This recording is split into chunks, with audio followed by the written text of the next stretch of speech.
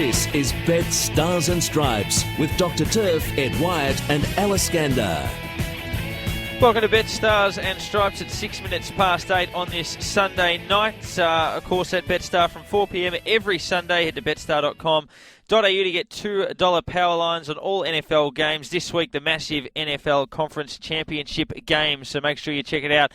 For all of the latest markets, betstar.com.au. Dr. Turf still away for another week or so, but we do have the rest of the team back together with us. Ed Wyatt, been fantastic with the old buddy Steve in the studio over the last couple of weeks, but nice to have you here. It's good to be here. Yeah, it was great to see Steve again, and he's flown back to the States, but good to be here and good to have Al back as well. And Alice Gander also with us. Al, in a couple of weeks you'll be with Turfy and Craig Hutchison at the Super Bowl. Oh, I can't wait. I've never been to a Super Bowl, so it's one I can tick off the bucket list. And yes, it's great to be back in studio. I missed a couple of weeks over Christmas, but was listening to you guys and was very involved with it, and was watching as much NFL as I possibly could as playoff time was heating up. But the opportunity came to go over to New Orleans and go and watch a Super Bowl, and it's hard to say no to those kind of opportunities. Great city as well. Great place, New Orleans. You'll really enjoy it. It's one of the most unique American cities. I always tell people, San Francisco and New Orleans are the two most unique American cities. Everyone goes to New York. Everyone goes to L.A.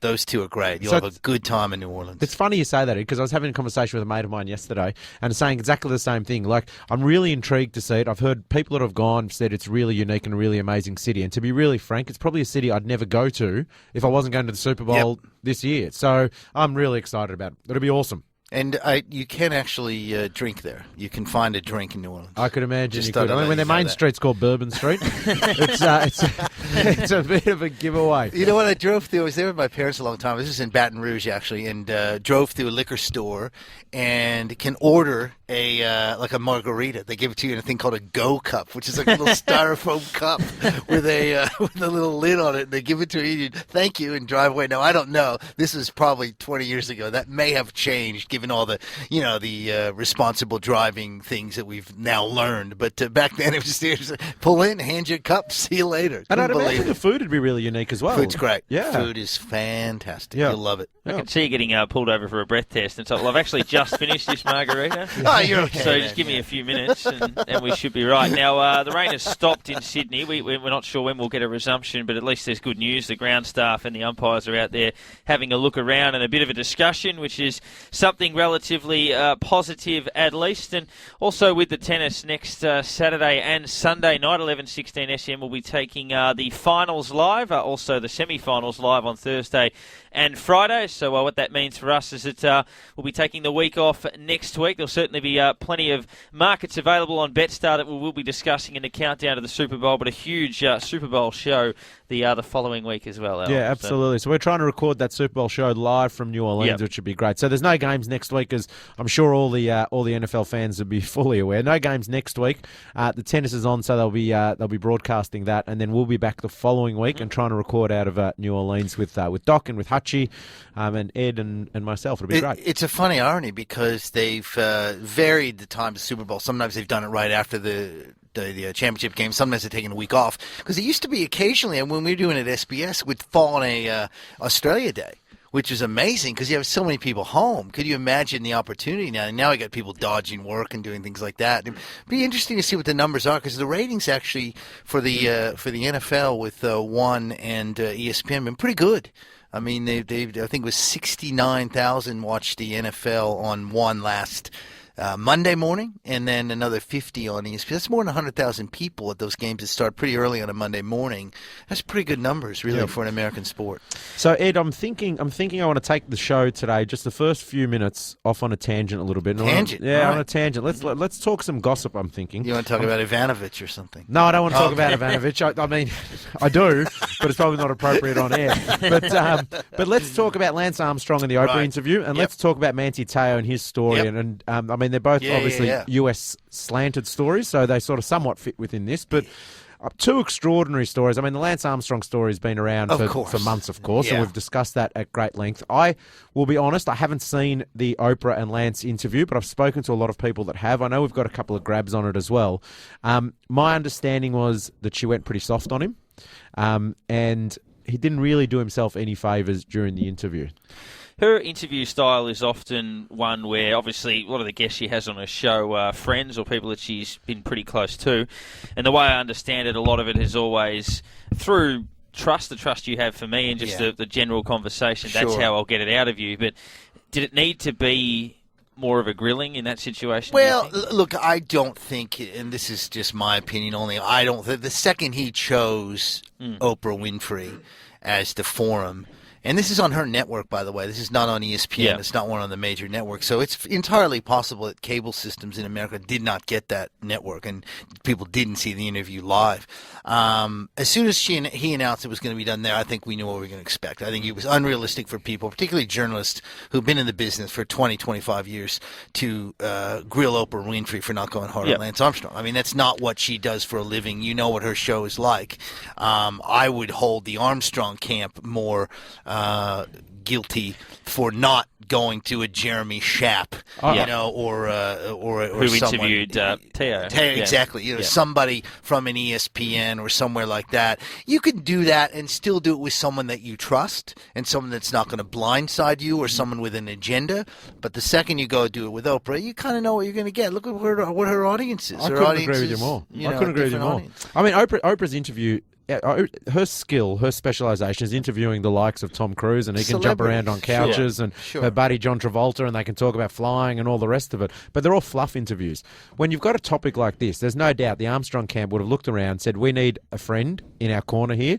I have no doubt they would have vetted all the questions, and they would have negotiated on what you can and can't ask. Probably right. And I have no doubt they would have had preparation time to come back with those answers. And for mine, Oprah hasn't done anything wrong, because if I'm her, I take the interview because I know it's going to be massive. Of course. But for mine, her network. Yeah, the general public are the ones that have been robbed because no one's actually asked him the hard questions and gone hard at him.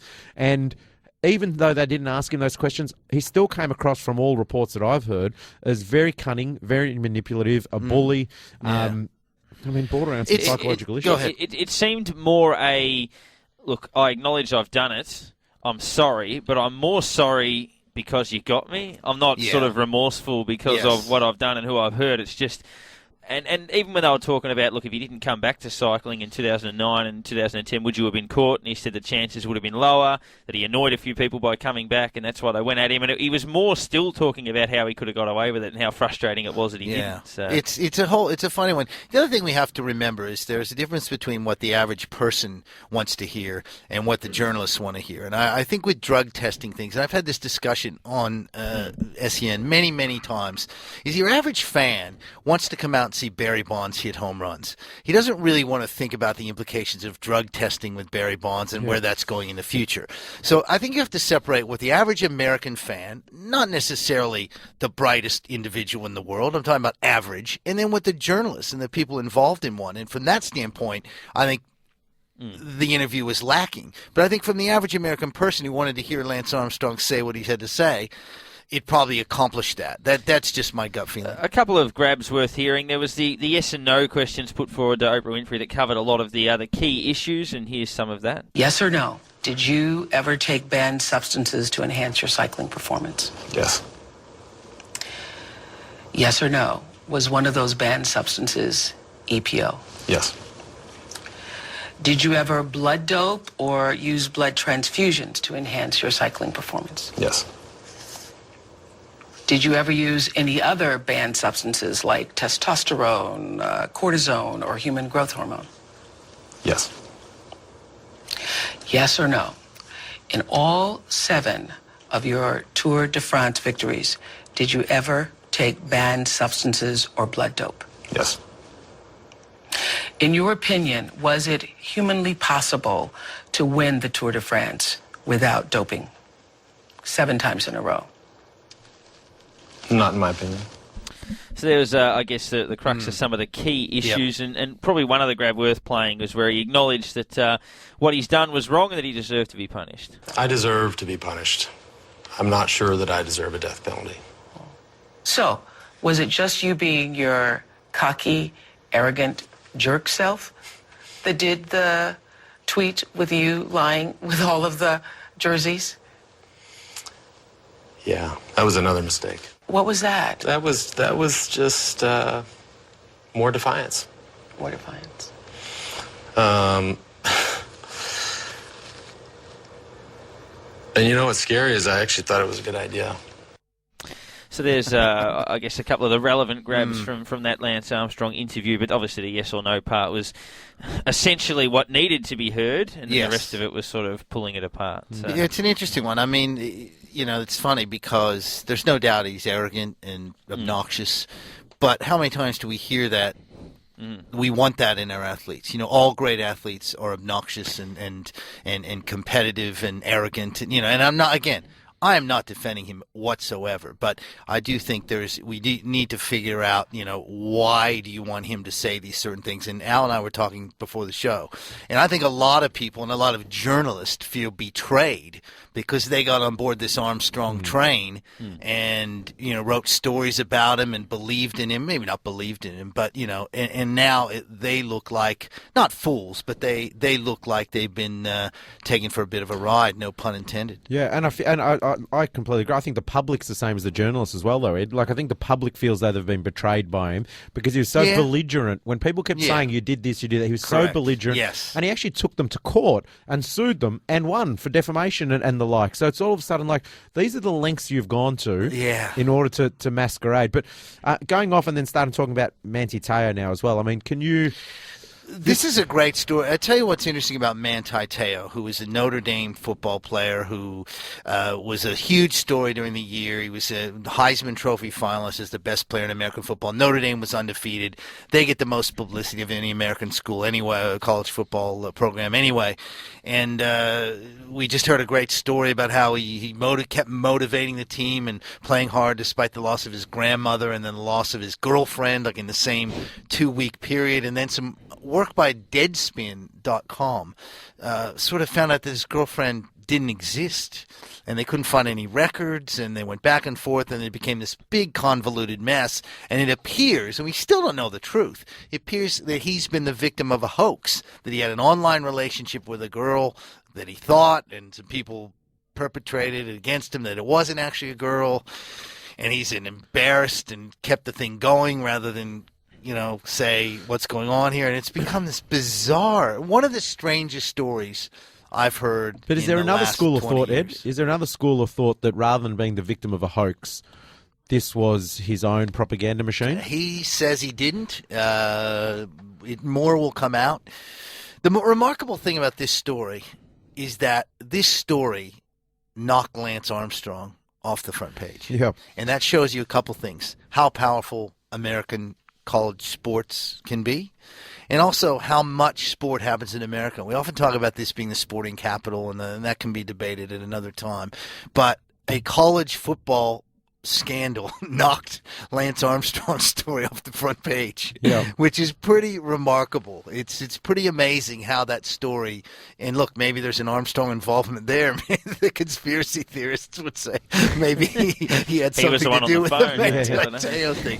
But it's a crazy story, and the way these stories broke, I mean, I put them up there in the category with Michael Vick when we found out that he was masterminding a dog-fighting ring. The Joe Paterno, well, not Joe Paterno, but the Sandusky Penn State allegations. I mean, these are crazy, huge, big stories. And look, guys, they're not going to go away because sports are becoming more important. Society's getting wackier, let's be honest. And then with all the social media and things like that, I think you're only going to see more of these kind of stories. I really do. We see them in everyday life. Why wouldn't we see them in the sports world? So, strap yourself in. You're going to get more of these stories coming. For the record, I'm not convinced about him being the victim of a hoax. I find it pretty extraordinary that you can be going out with a girl for, I don't know how long he was supposedly going out with her, never having met her, to that, and just the hoax of that degree. Al, a lot of people have that same thought as you. I agree. They say he mentioned her in post-match interviews at various stages. Yes. There might have been a few occasions where he did that.